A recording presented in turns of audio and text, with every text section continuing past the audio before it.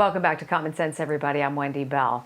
You know, I often wonder what it is about Washington, D.C. that almost seems to suck the reason and the righteousness out of those elected to serve there. There must be something so intoxicating, so addictive about life in the swamp that turns good, honorable people into soul sellers. Not all of them, but a lot. And those sellouts impact our lives. Every day on my radio show, I talk about the suffering going on in this country. There's a lot of it.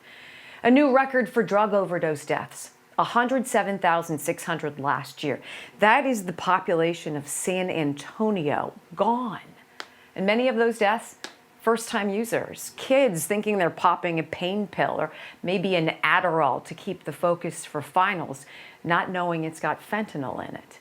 And the person who then rushes to resuscitate them by mouth often dies because of the residue that's on their lips. Think about that. I'm not sorry to tell you, I think that horror is a bigger priority than us sending $40 billion to Ukraine. We have parents scared to death and crying in the grocery stores, crying because they cannot find formula for their babies in the United States of America. A problem the Biden administration knew about in September, but did nothing to remedy. The Surgeon General's advice, call your pediatrician, see if they have any samples. That's it? That's the plan? Yet our lawmakers sign on the dotted line to offer free health care and, yes, baby formula galore to the 234,000 illegals who entered our country last month alone. Break out the checkbook. We have a mental health crisis in this country, where kids are taught it's trendy to be trans, to mutilate their bodies, or to go grab a gun and mow down a bunch of strangers in the vegetable aisle, or to kill full-term babies at the time of birth. But let's hurry up and vote to give away our sovereignty to the World Health Organization under the guise of pandemic safety. That's code for New World Order, by the way. And yes, that's happening.